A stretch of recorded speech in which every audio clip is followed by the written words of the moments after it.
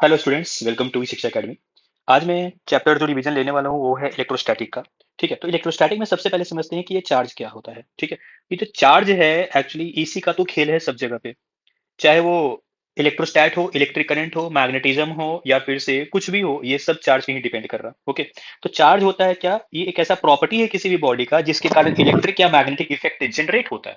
मतलब चार्ज यहाँ पे रखा हुआ है और यहाँ पे अपने को पूछा गया है इलेक्ट्रिक फील्ड कितना होगा, या फिर गोली मारो इलेक्ट्रिक फील्ड को। यहाँ पे एक चार्ज है, यहाँ पे दूसरा चार्ज है, बोला जाएगा इस चार्ज का क्या यहाँ पे कोई इफेक्ट है? बिल्कुल है। इसी इफेक्ट के कारण तो ये एक दूसरे पे फोर्स लगा रहा है, अट्रैक्टिव हो या फिर रिपल्सिव हो, मतलब इफेक्ट तो है, इसका आतंक तो है वहां पे। ठीक है, इसी आतंक को मतलब इसी को बोला जाता है इलेक्ट्रिक या मैग्नेटिक इफेक्ट। ओके, अब प्रॉपर्टीज ऑफ चार्ज बोलते हैं। प्रॉपर्टी ऑफ चार्ज का मतलब क्या है? ये पहला प्रॉपर्टी है क्वांटाइजेशन। क्वांटाइजेशन का मतलब होता है, सिंपल सा मतलब है क्वांटिटी। क्वांटिटी का मतलब है क्या कि चार्ज का क्वांटिटी क्या है, मतलब अगर ये चार्ज जनरेट कैसे होता है पहले इस बात को समझते हैं। न्यूक्लियस के अंदर पता होगा कि प्रोटॉन और न्यूट्रॉन होता है एंड चारों तरफ कौन घूमता है? इलेक्ट्रॉन। तो जब भी कभी कोई आता है तो वो इलेक्ट्रॉन आता है, या फिर किसी एटम से कोई जाता है तो वो इलेक्ट्रॉन जाता है। प्रोटॉन के बस की बात नहीं है मूवमेंट करना, सिर्फ और सिर्फ इलेक्ट्रॉन जाएगा। तो अगर इलेक्ट्रॉन गया तो ये बनेगा पॉजिटिव, अगर इलेक्ट्रॉन आया तो ये बनेगा नेगेटिव। कभी भी इस बात को ऐसा ना समझना कि अगर पॉजिटिव चार्ज है इसका मतलब प्रोटॉन ज्यादा, नेगेटिव चार्ज इसका मतलब इलेक्ट्रॉन ज्यादा। पॉजिटिव चार्ज का मतलब होता है इलेक्ट्रॉन कम, deficiency of electron, and excess of electron क्या होता है? Negative charge. ठीक है, तो ये होता है चार्ज। अब चार्ज जब जाएगा तो ऑब्वियस सी बात है यहां से यहां पे पहुंचा। तो अगर हम लोग बोले कि चार्ज ट्रांसफर हो रहा है तो सबसे मिनिमम चार्ज अभी तक जो पता है वो है इलेक्ट्रॉन। मतलब अगर हम लोग यहाँ पे बोले कि यहाँ से यहाँ चार्ज ट्रांसफर हो रहा तो हो सकता है कि एक इलेक्ट्रॉन जाएगा, हो सकता है दो इलेक्ट्रॉन जाएगा, हो सकता है 10 इलेक्ट्रॉन जाएगा। क्या ऐसा कभी पॉसिबल है? 2.7 इलेक्ट्रॉन। 2.7 इलेक्ट्रॉन का मतलब हो गया क्या? 2 इलेक्ट्रॉन प्लस 0.7 इलेक्ट्रॉन। 2 इलेक्ट्रॉन तो ठीक है, 0.7 इलेक्ट्रॉन कहीं से भी पॉसिबल नहीं है। 0.7 इलेक्ट्रॉन का मतलब होता है आपने उस इलेक्ट्रॉन का टुकड़ा कर दिया है, जो कि अभी तक हुआ नहीं है। इसीलिए कभी भी इलेक्ट्रॉन ट्रांसफर होगा, कभी भी चार्ज बनेगा, वो n इंटू ई के फॉर्म में होगा, वेयर n इक्वल टू, अगर गया तो +1 +2 +3, और अगर इलेक्ट्रॉन आया तो -1 -2 -3, इसलिए प्लस माइनस दोनों हो सकता है। Okay, conservation of charge. दूसरा कंजर्वेशन ऑफ चार्ज का मतलब होता है क्या कि जो चार्ज है किसी भी एक सिस्टम में, आइसोलेटेड सिस्टम में, चाहे वो कितना भी बॉडी हो, वहां पे 3 4 5 6 कोई भी कितना भी बॉडी हो, ओवरऑल चार्ज हमेशा कंजर्व रहेगा। मतलब अगर एक बॉक्स है, उस बॉक्स में दो ऑब्जेक्ट है, इसके पास +1 कूलम है, इसके पास -3 कूलम है, बहुत बहुत दिन बाद जाकर यहाँ पे बन गया है -2, तो यहाँ पे कितना ओवरऑल चार्ज कभी भी चेंज नहीं होगा। तो यहाँ पे देखें तो ओवरऑल चार्ज क्या है? -2 था, ऑलरेडी यहाँ -2, मतलब यहाँ पे चार्ज हो जाएगा 0। इस तरह से कैलकुलेट किया जाता है। इनवेरियंस ऑफ चार्ज का मतलब होता है क्या कि जब भी हम लोग मास को फेंकते हैं तो मास का स्पीड जो होगा वो होगा v, और इस v के ऊपर मास डिपेंड करता है, जिसका फॉर्मूला होता है m equal to M not upon √1 - v² /c²। ये फॉर्मूला होता है, v बढ़ेगा मास भी बढ़ता जाएगा। लेकिन चार्ज के साथ ऐसा कुछ नहीं है। चार्ज अगर 2 कूलम का है और आपने इसको फेंका है, आप फेंको, रेस्ट पे रखो, कितना भी स्पीड से फेंको, ये 2 कूलम का 2 कूलम ही रहेगा, जिद्दी है, चेंज नहीं होगा ये। ओके, चलो अब एक चार्ज का दूसरे चार्ज पे force, that is Coulomb's law, देखते हैं। कूलम्स लॉ होता है क्या कि कोई भी एक चार्ज का दूसरे चार्ज पे जो फोर्स है वो डिपेंड करता है दोनों चार्ज पे और दोनों के बीच के डिस्टेंस पे। k q1 q2/r² फॉर्मूला होता है, and k q1 q2 vector के फॉर्म में लिखना है तो यहाँ r वेक्टर लगाना पड़ेगा, लेकिन जब ऊपर आपने r लगाया तो नीचे भी r से मल्टीप्लाई करो तो r³ बन जाएगा, क्योंकि r² ऑलरेडी था। अब k का वैल्यू क्या होता है? इसको बोलते हैं हम लोग कांस्टेंट, एंड यहाँ पे जो एप्सिलॉन नॉट दिख रहा है that is called permittivity of free space, या एयर या वैक्यूम, कुछ भी लिखा जा सकता है। ओके, तो इसका वैल्यू होता है 9 × 10⁻⁹, एब्सोल्यूट का वैल्यू 8.85 10⁻12। यूनिट आप लोग देख लो, समझ में आ जाएगा। के को अगर यहाँ छोड़ते हैं, यहाँ पे के को छोड़ते हैं तो सब कुछ उधर कर देना, यूनिट अपने आप मिल जाएगा। ओके, अब देखो जब भी कभी दो चार्ज के बीच में एक मीडियम आ जाए तो अब क्या चेंज होगा फोर्स, या वही रहेगा? चेंज होगा, लेकिन बहुत गहराई वाला बात बता रहा हूं, यहाँ पे ध्यान देना। एक चार्ज यहाँ पे है, दूसरा चार्ज यहाँ पे, इस चार्ज का यहाँ पे फोर्स ऐसा, इस चार्ज का वहां पे फोर्स वैसा, सपोज अगर दोनों पॉजिटिव चार्ज है तो। लेकिन बीच में आ गया है एक मीडियम, जब मीडियम आ गया तो इस मीडियम के कारण भी इस पे कुछ कुछ फोर्सेज लगेंगे। अब हम लोग जब Q2 पे फोर्स देखे ना ओवरऑल, तो ये फोर्स में कुछ माइनस हो रहा, मतलब फोर्स अब क्या हो जाएगा? डिक्रीज हो जाएगा। ओवरऑल फोर्स डिक्रीज हुआ है, लेकिन मैं बोलूं, सुना ध्यान से, मैं बोलूं इस चार्ज का यहाँ पे फोर्स, क्या कोई इसमें डिफरेंस आया था? नहीं, ये पहले भी इतना था, अभी भी इतना ही है। मतलब इस चार्ज का दूसरे चार्ज पे फोर्स पहले वैक्यूम में जितना था, अब इस मीडियम में भी उतना ही है, लेकिन मीडियम के आने से एक नया फोर्स जनरेट होता है जो ओवरऑल फोर्स को कम कर देता है। ओके, तो यहाँ पे ज्यादा कुछ नहीं, ये जो के का वैल्यू 1/4 पाई एप्सिलॉन नॉट है, जो यहाँ पे हम लोग लिखते हैं, एप्सिलॉन नॉट की जगह पे एप्सिलॉन लिखेंगे, और वो एप्सिलॉन का वैल्यू हो जाएगा epsilon not epsilon R, where epsilon R is called relative permittivity and relative permittivity equal to, अगर यहाँ पे छोड़ते हैं तो यहाँ पे नीचे आ जाएगा, ठीक है। अब देखते सुपर पोजिशन। सुपर पोजिशन का मतलब क्या होता है कि अगर यहाँ पे 1 2 3 4 5 6 बहुत सारा चार्ज ले लिया और किसी एक चार्ज पे फोर्स पूछ दिया, इसका मतलब कैसे फाइंड करेंगे? हर एक चार्ज का फोर्सेस फाइंड करते रहेंगे। तो देखो यहाँ पे मैंने Q4 पे फोर्सेस पूछा है, तो Q1 का अपना फोर्स होगा, Q2 का अपना फोर्स होगा, Q3 का अपना फोर्स होगा, और नेट कुछ और होगा। तो जो नेट निकलेगा, हम लोग वेक्टर एडिशन करते हैं तीनों फोर्सेस का, तो कितना भी फोर्स हो बस ऐड कर देना है। अब आते हैं इलेक्ट्रिक फील्ड में। इलेक्ट्रिक फील्ड एक आतंक है। आतंक का दूसरा नाम क्या है? इलेक्ट्रिक फील्ड है। ये इलेक्ट्रिक फील्ड का मतलब क्या होता है कि एक चार्ज है, दूसरे चार्ज पे बिना किसी कांटेक्ट का फोर्स लगा सकता है, अट्रैक्शन या फिर रिपल्सन का। तो आखिर कहीं ना कहीं इसके आसपास कुछ तो होगा ना, जो बिना कांटेक्ट में आकर भी ये फोर्स लगा पा रहा, इसको बोलते हैं फील्ड। जिसके कारण वो दूसरे चार्ज पे फोर्स लगा सकता है, उसका आतंक है वहां पे। अब जब हम लोग फाइंड कैसे करते हैं, तो फील्ड का फॉर्मूला होता है force experience per unit charge. हम लोग यहाँ पे क्यू चार्ज लिए हैं, यहाँ पे एक छोटा सा ये चार्ज लिए हैं। अब इस चार्ज का यहाँ पे फील्ड जानना है ना, तो देखते हैं इस पे फोर्स कितना लगेगा। इस पे फोर्स लगेगा K Q1 Q2 by R square, उसमें इस चार्ज से डिवाइड करेंगे तो अपने को मिलेगा यूनिट चार्ज का फोर्स। ये जो मिला ना K Q by R square, ये मिला इस चार्ज का फोर्स। हम लोग को चाहिए यूनिट चार्ज, चार्ज से डिवाइड कर देंगे तो K Q by R square बनेगा फील्ड। ओके, यहाँ पे भी सुपरपोजिशन वर्क करता है। एक पॉइंट पे अगर अपने को फील्ड चाहिए होगा तो सभी चार्ज के थ्रू फोर्स ये फील्ड देखते जाओ, उन सबको वेक्टर ऐड करते जाओ, काम खत्म हो गया। अब electric field due to point charge. Point charge का इलेक्ट्रिक फील्ड क्या होगा? ये पॉइंट चार्ज है, आर डिस्टेंस पे अपने को फील्ड चाहिए। K Q not by R square, मैंने अभी क्यू से डिवाइड किया था ना, वही आप क्यू से डिवाइड कर दो, बन जाएगा K Q by R square. And vector form में ऐसा लिखेंगे, समझाने की जरूरत नहीं है, आपको पता चल गया होगा क्यों लिखा गया। इलेक्ट्रिक फ्लक्स देखते, इलेक्ट्रिक फ्लक्स क्या होता है? अभी इलेक्ट्रिक फील्ड का बहुत सारा फॉर्मूला बाकी है, मैं बाद में बताऊंगा। इलेक्ट्रिक फ्लक्स देखते हैं। इलेक्ट्रिक फ्लक्स क्या होता है? किसी भी एरिया से अगर कोई फील्ड क्रॉस कर रहा है, that crossing lines is called electric flux. अब ये किस किस पे डिपेंड करेगा? मान लो इतना बड़ा एरिया है और मैंने इलेक्ट्रिक फील्ड का वैल्यू बहुत कम लिया, तो हो सकता है यहाँ पे 1 और 2 एरो में काम खत्म है इसका, तो बहुत कम फ्लक्स आएगा। लेकिन एक अगर स्ट्रेंथ वाला फील्ड लिया, बहुत ज्यादा स्ट्रेंथ का, तो हो सकता है यहाँ पे 5 5 लाइन हो। तो क्या लाइंस बढ़ गया? तो जो लाइंस बढ़ा इसका मतलब क्या? इलेक्ट्रिक फील्ड पे डिपेंड कर रहा है क्या फ्लक्स? फ्लक्स सही है, कितना लाइंस कट हो रहा है, तो इलेक्ट्रिक फील्ड बढ़ाया तो फ्लक्स भी बढ़ेगा, इलेक्ट्रिक फील्ड घटाया तो फ्लक्स भी घटेगा। अब चलो सपोज करते ओके, यहाँ पे ये छोटा सा एरिया था, ऐसा एक फील्ड आया, 2 फील्ड आया, अगर मैंने इस एरिया को डबल कर दिया तो अब 4 4 फील्ड आएगा, मतलब लाइंस बढ़ गया ना। इसका मतलब क्या हुआ? इसका मतलब ये हुआ कि हम लोग जब इलेक्ट्रिक फ्लक्स का फॉर्मूला देखेंगे तो क्या होगा? इलेक्ट्रिक फील्ड पे डिपेंड करेगा, एरिया पे डिपेंड करेगा, और ये फॉर्मूला बनता है E.ds। ठीक है, अब टोटल फ्लक्स, अब इसी से टोटल फ्लक्स अपन देखते हैं कि क्यू चार्ज से कितना पास होता है। एक क्यू चार्ज है, यहाँ पे हम लोगों ने एक रैंडम शेप का कोई सरफेस ड्रॉ किया है जो उसको इनक्लोज कर दिया हो। यहाँ पे लाइन इंटीग्रल का मतलब होता है इनक्लोज, इनक्लोज कर दिया। एंड यहाँ पे ये जो बाहर बनाया ना, वो एक प्रॉपर स्फेयर है। मैं बताऊंगा प्रॉपर स्फेयर क्यों बनाया गया है। सबसे पहले इसको समझते हैं कि ये सरफेस लो आप, या फिर ये सरफेस लो। आपको नहीं लगता कि जितना फील्ड लाइंस यहां से इसको क्रॉस किया उतना ही यहां से क्रॉस करेगा? जितना ये गया उतना ही यहाँ के, जितना यहाँ पे उतना ही यहाँ पे। क्या मतलब बोल सकते हैं क्या कि ये फील्ड जो फ्लक्स है वो सरफेस पे डिपेंड नहीं कर रहा? हम लोग किस टाइप का सरफेस ले रहे हैं उस पर कोई डिपेंडेंसी नहीं है, क्योंकि फील्ड लाइंस तो वही क्रॉस कर रहा होगा जितना पहले वाले सरफेस को किया। तो याद रखना, जो फ्लक्स होता है वो सरफेस पे डिपेंड नहीं करता। आप यहाँ पे क्यूब बनाते ना, क्यूब, क्यूब से भी सेम फील्ड लाइंस निकलता, तो सरफेस पे डिपेंड नहीं किया ना। लेकिन हम लोग यहाँ पे स्फेयर क्यों बनाएंगे? अपने को कैलकुलेशन करने में इजी होता है। अब मैं बोल दूं कि इसका एरिया जरा बताना, क्योंकि फॉर्मूला तो था E/A, एरिया आता है। एरिया भाई नहीं, एरिया तो फाइंड नहीं हो पाएगा इसका। लेकिन अगर हम लोग सिमेट्रिकल ये सरफेस लेते हैं, शेप लेते हैं, स्फेयर लिया यहाँ पे, इसका एरिया पता चल जाएगा, 4 πr² होता है। ठीक है, चलो वही चीज देखते हैं। यहाँ पे E.ds है ना, ई फॉर इलेक्ट्रिक फील्ड, या अब ये क्यू चार्ज के कारण यहाँ पे इलेक्ट्रिक फील्ड क्या होगा? K Q/r²। तो के की जगह पे 1/4πε0 Q/r², समझ में आ गया होगा। एंड एरिया, एरिया कितना? एक स्पेयर का सरफेस एरिया होता है 4πr²। 4 pi cancel, R square भी कैंसिल, क्या बचा? Q/ε0। क्या आपको दिख रहा है कि जो फ्लक्स है ना वो चार्ज पे डिपेंड किया, कितना चार्ज इसके अंदर बंद है उस पर डिपेंड किया, ना कि सरफेस पे। ओके, अब एक लॉ आता है यहाँ से, गॉस लॉ। गॉस लॉ देखो क्या होता है, सपोज करते हैं अभी देखो यहाँ पे जो आया था ना वो क्या था? क्यू इनक्लोज्ड, अंदर वाला चार्ज। अब देखो यहाँ पे क्या होगा गॉस लॉ में, हम लोगों ने 2 सरफेस लिया, एक रेड वाला और एक ग्रीन वाला सरफेस। 2 चार्ज है, एक 2Q और एक Q। अब जब हम लोग रेड वाला सरफेस पे गॉस लॉ लिखेंगे तो फाइव फ्लक्स जो होगा वो क्या होगा? जो फ्लक्स होगा वो होगा 2Q/ε0। क्यों? अरे इसके लिए तो Q बाहर का आदमी हो गया ना, घर का आदमी नहीं है। अपने को घर के आदमी से मतलब होना चाहिए, ओनली 2Q। बाहर का आदमी क्या है? अगर कोई आता भी है शाम को निकल लेगा वो। तो आने वाला field positive, sorry negative flux, जाने वाला field positive flux, overall flux zero. बाहर वाले आदमी के कारण फ्लक्स जीरो होता है, उसका इफेक्ट नहीं होता है, अंदर वाले आदमी के कारण वो तो घर में ही रहने वाला है ना, तो फ्लक्स होगा इसके कारण, तो इसलिए Q enclosed only.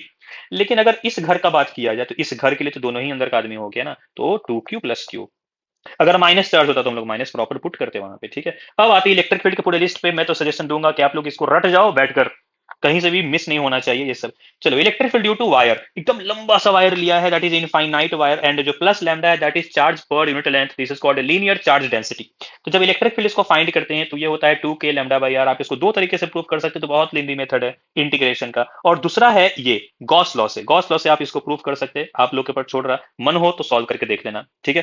2K λ/r answer आता है। अगर यहीं पे एक सेमी इनफाइनाइट वायर लिया है, सेमी इनफाइनाइट वायर का मतलब है क्या कि एक एंड तो अपने को पता है, दूसरा एंड का कुछ अता पता ही नहीं है, तो 90 डिग्री बनाता है। यहाँ पे ना तो ये एंड पता है ना ही वो एंड पता है, इसलिए इसको इनफाइनाइट बोलते हैं। अब यहाँ पे जब सेमी इनफाइनाइट होगा ना तो ये बन जाता है 2K λ/r, and K λ/r जब इसका नेट निकालेंगे तो हो जाएगा √2K λ/r।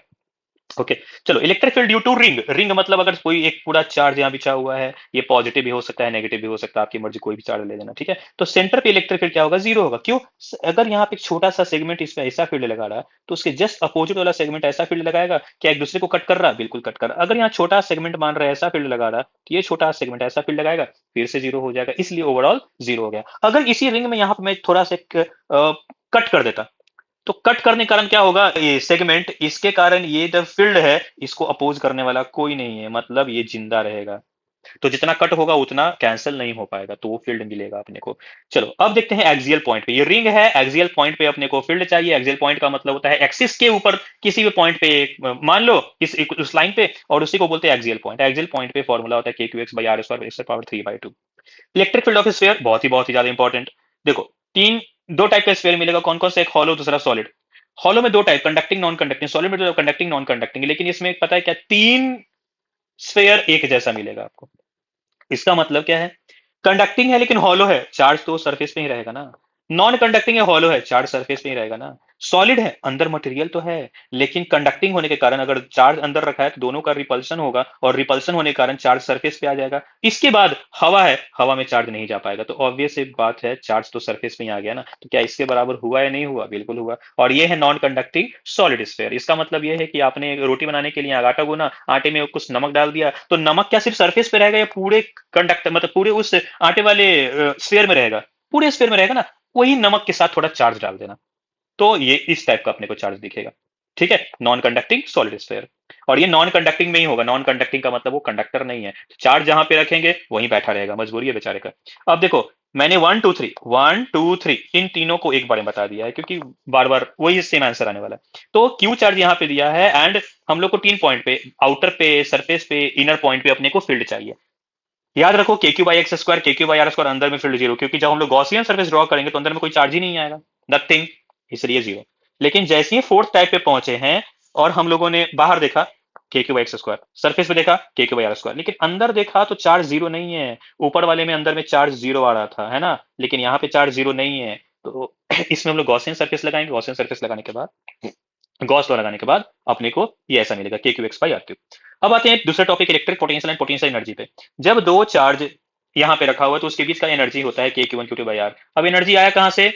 हम लोग एक चार्ज पे यहाँ फिक्स कर देंगे, दूसरे चार्ज को इनफाइनाइट से लाएंगे, तो इनफाइनाइट से यहाँ लाने में प्रॉब्लम ये है हम लोगों के साथ कि इस चार्ज को वो चार्ज धक्का दे रहा है, रिपल्सिव फोर्स लगा रहा, बोल रहा तुमको मेरे पास नहीं आना चाहिए। मैं बोल रहा नहीं, मैं तो तुम्हारे पास लाकर रहूंगा। तो ये मेरा फोर्स है, और ये है इलेक्ट्रिक का फोर्स, इलेक्ट्रिक का फोर्स। तो क्या मुझे कुछ वर्क करना पड़ेगा इनफाइनाइट से यहां तक पहुंचाने में?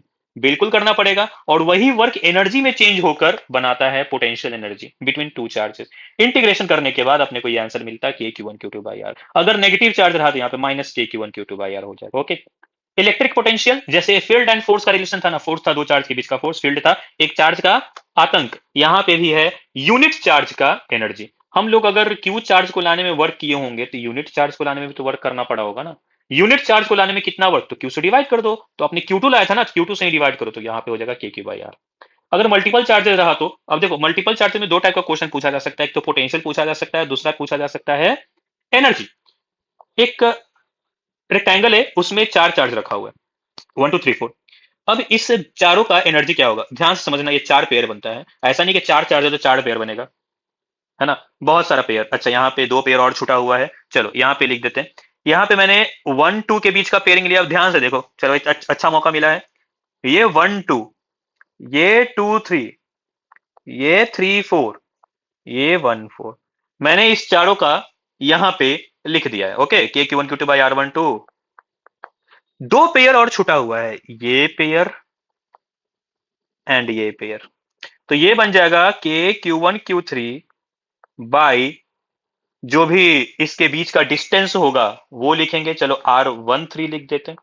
एंड K Q2 Q4 इसके बीच का डिस्टेंस होगा R24 लिख देते हैं। अब ये पाइथागोरस से सॉल्व हो जाएगा। ओके, तो इस टाइप से इस क्वेश्चन को सॉल्व किया जाता है। आखिर ऐसा क्यों हुआ, तो देखो ध्यान से, सपोज करो कि आपने ये चार्ज पहले से लाकर रखा था, Q1 चार्ज पहले से लाकर रखा हुआ था, तो कोई वर्कडन वर्कडन कुछ नहीं लगा क्योंकि इकलौता चार्ज है। अगर हम लोगों ने Q2 लाया, अगर हम लोगों ने Q2 लाया तो Q2 लाने में वर्क करना पड़ेगा, ठीक है, Q2 लाने में वर्क करना पड़ेगा, तो हम लोग ये वाला वर्क डन देखेंगे।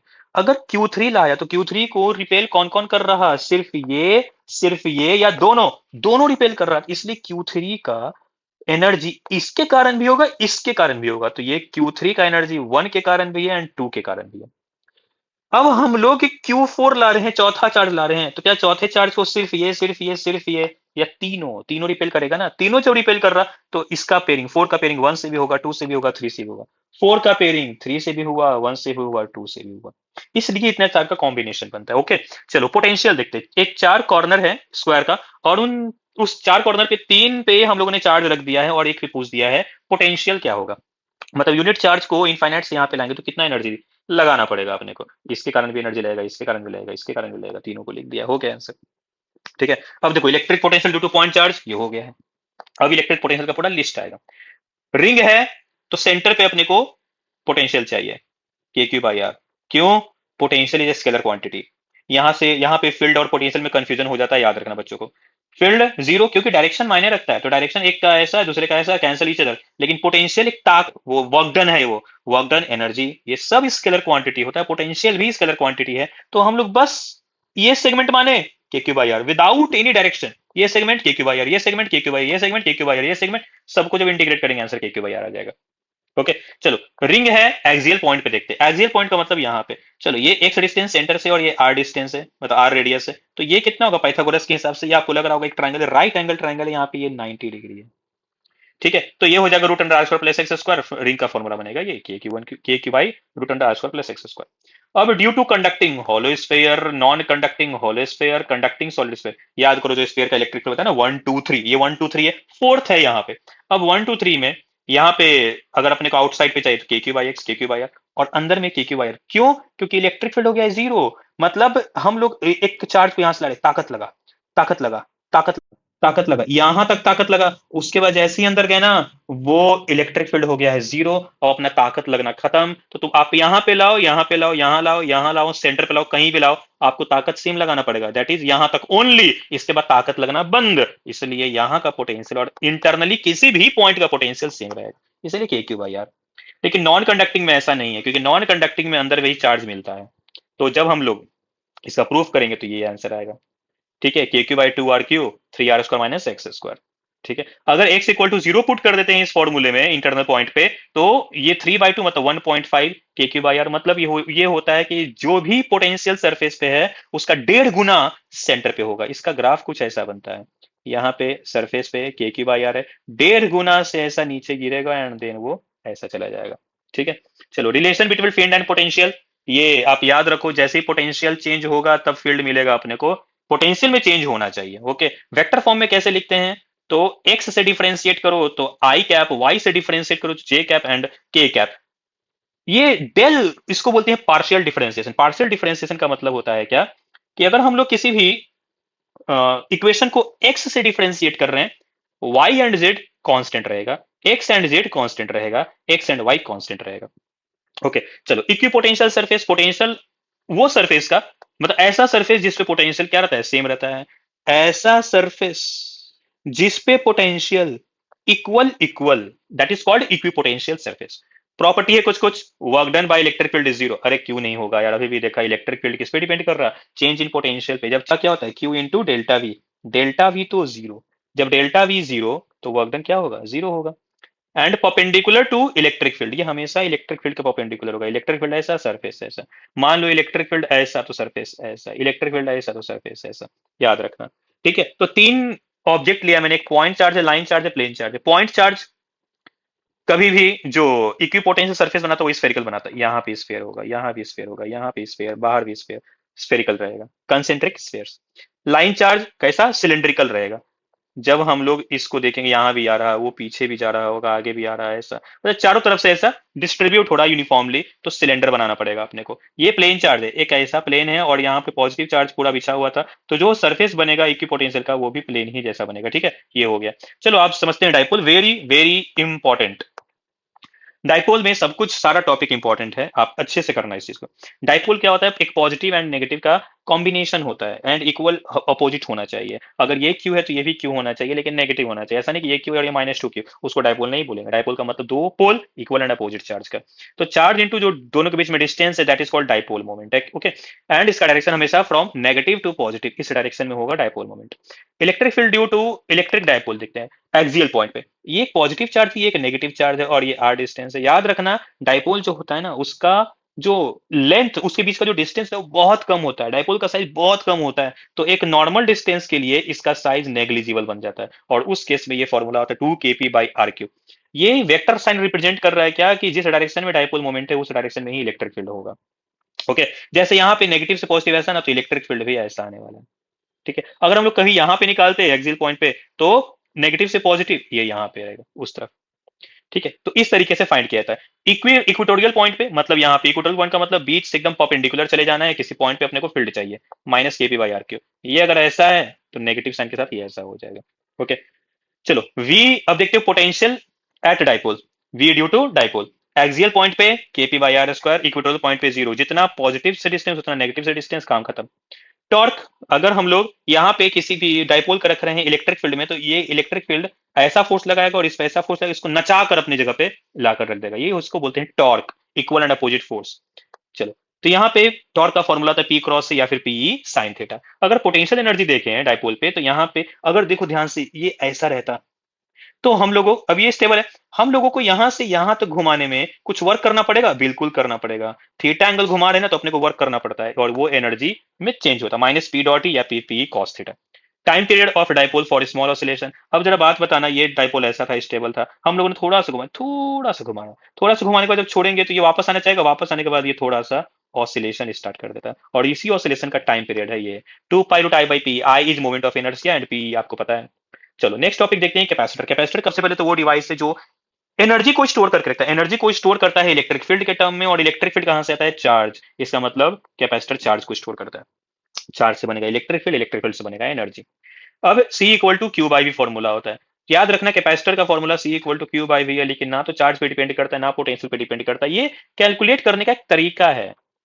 ठीक है, चलो, तो अब capacitance of isolated spherical conductor देखते क्या आता है, इससे पता चलेगा कि ये क्यू पे डिपेंड नहीं करता है। चलो, C इक्वल टू Q/V है ना, अगर हम लोगों ने इस स्फेयर को Q चार्ज दिया है, तो V equal to KQ/R। Okay, and C equal to Q/V, जरा पुट करते तो Q Q कैंसिल हो गया, अच्छा चार्ज पे तो खत्म हो गया डिपेंडेंसी, तो R/K आया, एंड K 1/4πε0 होता, तो ये मतलब रेडियस पे डिपेंड कर रहा, क्या है मीडियम इसका, उस पर डिपेंड कर रहा। तो इन सब चीजों पे डिपेंड करता है कि उसका कॉन्फ़िगरेशन क्या है, उसका शेप क्या है, उसका मीडियम क्या है, उसके आसपास कोई और भी है, इन सब चीजों पे डिपेंड कर रहा, ना कि चार्ज और पोटेंशियल पे। ठीक है, तो मैंने लिखा है in case of medium, epsilon not को बस एप्सिलॉन बना देना, एंड फिर ये लिख देना। चलो ठीक है, सबसे इंपॉर्टेंट, पैरेलल प्लेट कैपेसिटर।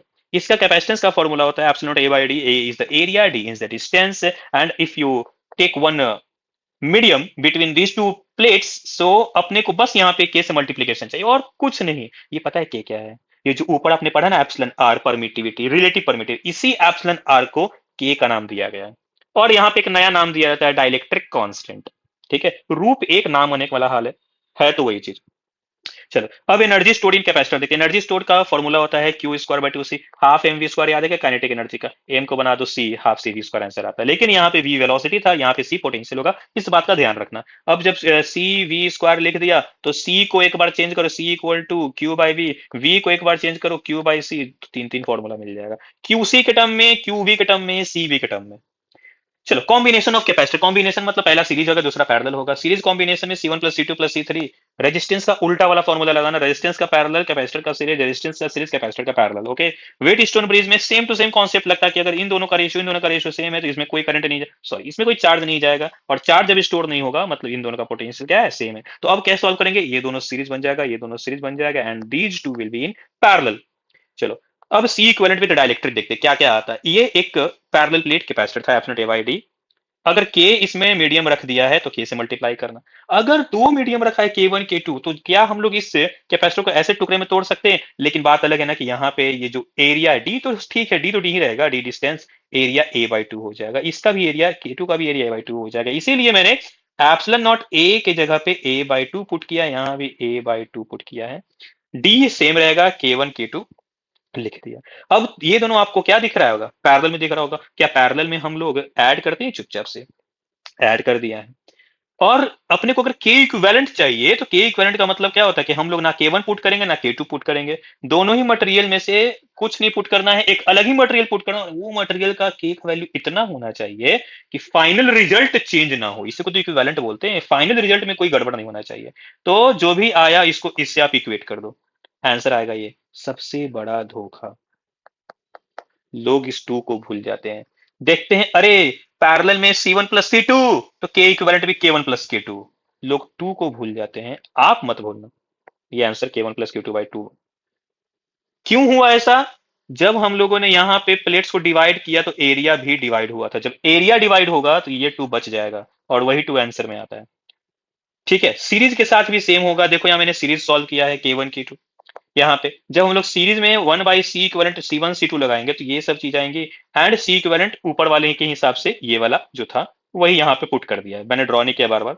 अब इसको इससे इक्वेट करेंगे तो अपने को देखो यहाँ पे इक्वेट किया हुआ है, बहुत कुछ कैंसिल हो जाएगा, ये आ गया। फिर से यहाँ पे लगता है कि R equivalent equal to R1 R2 by R1 plus R2, तो के भी K1 K2 by K1 plus K2, मत गलती करना भाई, यहाँ पे टू आता है। क्यों आता है यहाँ पे अब टू, डी यहाँ पे D/2 हो गया है, एरिया वही है, D/2 हो चुका है, तो इसीलिए आंसर आता है। ठीक है, चलो एक और फॉर्मूला यहाँ पे, अगर हम लोग डायरेक्टरी डाला यहाँ पे के, और ये खाली जगह, यहाँ पे कुछ नहीं, ऊपर में तो K1 K2 डाला था ना, यहाँ पे कुछ नहीं डाला, यहाँ बस के डाल दिया है। तो अब इसके लिए फॉर्मूला क्या बनेगा, ये डायरेक्ट याद कर लेना, D - T plus T/K। D - T में हवा ही है तो कुछ नहीं, लेकिन T थिकनेस में K है इसलिए T/K। ओके, चलो next, if capacitor is connected to battery, कुछ कुछ इंपॉर्टेंट पॉइंट से ध्यान देना। अगर कैपेसिटर को कनेक्ट किया है किसी बैटरी से और उस प्लेट के बीच का डिस्टेंस अगर चेंज कर रहे हैं, तो याद रखना बैटरी से कनेक्टेड है ना, और बैटरी क्या करता है, पोटेंशियल को मेंटेन करता है, तो पोटेंशियल सेम रहेगा, चार्ज अलग होगा, एनर्जी अलग होगा, सब कुछ चेंज हो जाएगा, पोटेंशियल चेंज नहीं होगा अगर बैटरी से कनेक्टेड है तो। लेकिन बैटरी से डिसकनेक्ट कर दिया और फिर से हम लोग प्लेट्स का डिस्टेंस चेंज कर रहे हैं, तो अब प्लेट्स का जो डिस्टेंस चेंज हुआ है, डिस्कनेक्ट हो चुका है, तो जो चार्ज स्टोर था वो चार्ज अब कहीं जाने का रास्ता नहीं है उसके पास। जब चार्ज का जाने का रास्ता नहीं है तो चार्ज विल बी सेम, इस बार पोटेंशियल चेंज हो जाएगा। एनर्जी डेंसिटी का फॉर्मूला याद रखना, मैंने क्या बोला था कि कैपेसिटर का काम है चार्ज को स्टोर करना, चार्ज से बनता है इलेक्ट्रिक फील्ड और इलेक्ट्रिक फील्ड से बनता है एनर्जी, ये वही एनर्जी है इलेक्ट्रिक फील्ड के फॉर्म में। Half epsilon not E square formula आता है इसका। अगर हम लोग वी यहाँ पे वॉल्यूम है, वॉल्यूम से मल्टीप्लाई करेंगे तो यहाँ पे ये आ जाएगा, एंड वॉल्यूम क्या होता है, पैरेलल प्लेट कैपेसिटर का area A distance D, A D multiply किया। तो यहाँ पे आप लिख देना कि जो V है, this V is volume not potential, ये वॉल्यूम है तो A इंटू डी से मल्टीप्लाई होगा। ठीक है, ये बताता है कि उस पूरे वॉल्यूम में कितना एनर्जी स्टोर किया हुआ है। ओके, चलो अब आते हैं एक नया topic, common potential. Common potential का मतलब है कि एक कैपेसिटर लिया आपने V1 से चार्ज किया, दूसरा कैपेसिटर लिया V2 से चार्ज किया, अब बैटरी हटाकर दोनों कैपेसिटर को एक दूसरे से जोड़ दिया, तो एक कॉमन पोटेंशियल मिलेगा जिसका formula C1V1 C2V2 C1 plus C2 आएगा। ये कहां से आया, कंजर्वेशन ऑफ चार्ज से। आप ध्यान देना, C1 प्लस C2 जाएगा यहाँ पे तो मल्टीप्लाई होगा ना, तो C1VC फाइनल चार्ज ऑन पहले वाला capacitor, C2VC final charge on दूसरे वाला कैपेसिटर, मतलब फाइनल चार्ज अपन ओवरऑल देख लिए। यहाँ पे इनिशियल चार्ज ऑन पहले वाला कैपेसिटर, इनिशियल चार्ज ऑन पहले वाला सॉरी दूसरे वाला कैपेसिटर, मतलब ये इनिशियल चार्ज है और इसको यहाँ मल्टीप्लाई करेंगे तो फाइनल चार्ज है। अरे चार्ज कंजर्वेशन है ये। ठीक है, अब देखो यहाँ पे जब हम लोग माइनस, यहाँ पे प्लस माइनस, ऊपर वाले देखो प्लस प्लस माइनस माइनस था ना, यहाँ पे प्लस और माइनस कनेक्ट किया है, यहाँ माइनस साइन लगा देना। ठीक है, चलो दूसरा है, ये इंपॉर्टेंट है। ठीक है, बस इसको समझ जाओ कि क्या करना होता है। आरसी सर्किट बोलते हैं इसको। आरसी सर्किट का मतलब है क्या कि जैसे कैपेसिटर लगाएंगे और बैटरी से उसको पोटेंशियल प्रोवाइड किया गया, चार्ज को स्टोर करेगा, लेकिन जैसे ही थोड़ा सा चार्ज होगा ना, ये अब करंट को थोड़ा थोड़ा अपोज करता जाएगा। और चार्ज हुआ और अपोज किया, और चार्ज हुआ और अपोज किया। क्या आपका मोबाइल कभी 100% से ज्यादा चार्ज हो पाया है? इम्पॉसिबल है। 100% चार्ज हुआ, करंट को अब आने ही नहीं देगा, करंट विल बी जीरो। तो जब कैपेसिटर 100% चार्ज हो जाता है, मतलब टी टेंड्स टू इंफिनिटी पे, ये ओपन सर्किट हो जाता है। अब करंट पास नहीं करेगा इससे। लेकिन जब टी इक्वल टू जीरो है, स्टार्टिंग में जब ये चार्ज ही नहीं है, इसका मतलब ये तो अपोज करेगा ही नहीं ना, तो ये एक वायर के जैसा बिहेव करता है बिना किसी अपोजिशन का, तो ये वायर है। ओके, तो जब भी कभी इनिशियल कंडीशन में पूछा जाए तो इसको वायर बना देना, जब भी कभी फाइनल कंडीशन पूछा जाए इसको हटा देना, वो इसको ओपन कर देना। तो देखो एक एग्जांपल लिया मैंने, यहाँ पे एक सर्किट बना, नॉर्मल सर्किट है, बोला गया है कि चार्ज बताओ कैपेसिटर पे and R equivalent steady state में क्या होगा। अब देखना भाई, ये स्टेडी स्टेट का मतलब है क्या कि ये तो करंट दे जाएगा नहीं। जब ये करंट जाएगा नहीं तो इसका कोई वैल्यू नहीं है, मतलब सिर्फ और सिर्फ आर होगा, तो आर इक्विवेलेंट आर बिना।